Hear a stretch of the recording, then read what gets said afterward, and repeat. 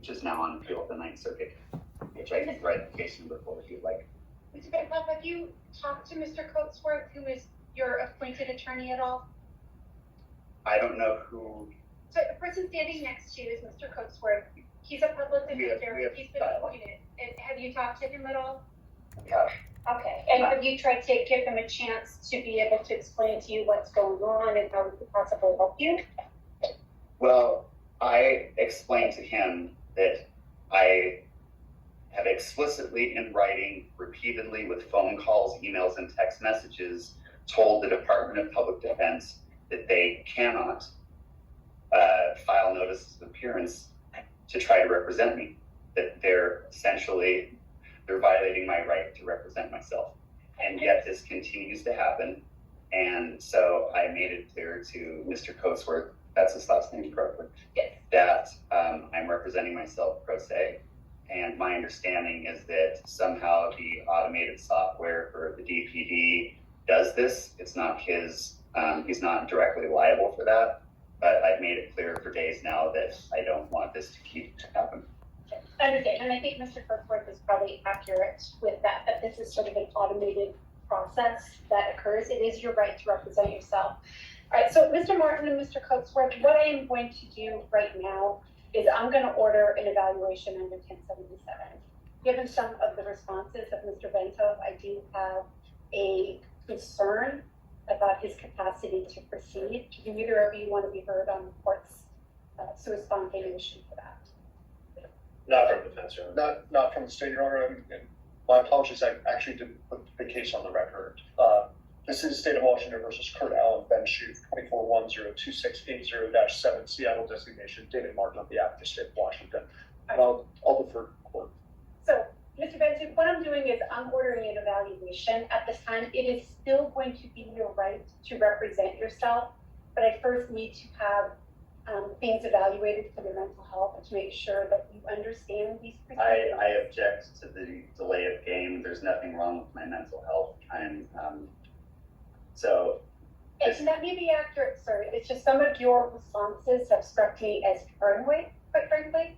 And so I just to be sure that I am doing the things that I need to do. Objection. The simple fact that I say that I have factual evidence of an ongoing conspiracy, like you may think that no conspiracies happen, but obviously criminal conspiracies happen, or you wouldn't have laws such as 18 United States Code, Section 1962, civil RICO. We wouldn't have criminal conspiracies such as RCW 98.28.044, I think it is. So the mere fact that I have alleged in court in other cases that there is a criminal conspiracy, that does not rise to probable cause for you to suggest that there's anything wrong with my mental faculties. And I take offense to that, and I object to any further delay based upon that presumptive and pejorative opinion that you have stated. I do want to add that part of it is also my reading of the certification of probable cause in this case and the circumstances surrounding the charges that you are facing. Okay. It also gives, we're not going to argue about this, sir. I'm telling you that I'm ordering an evaluation. We will have a return date of July 31st. Okay? Object. Note that for the issues. That's Okay, okay. July 31st, Your Honor. July 31st for a return date. Okay. And so that'll conclude the hearing. Thank you. Have a Tuesday.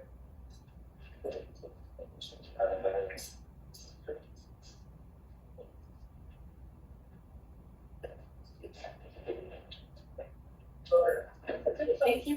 Thanks, Brad.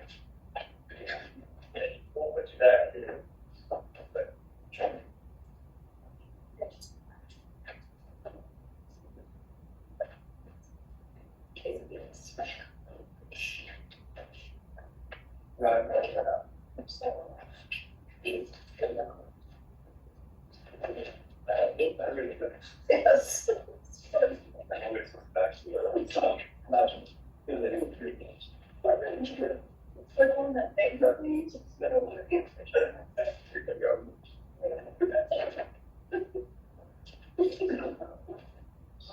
I had sent to Court Keenan a pro se waiver, but that's, we're gonna get to it. Yeah, you moved this.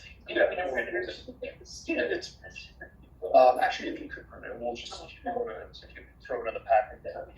Okay. I'm taking it. This way.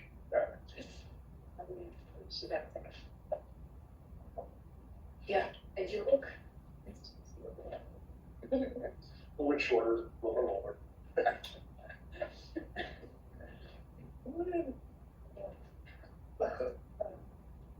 Okay, so I'm gonna do. No. Do it, yeah. Okay.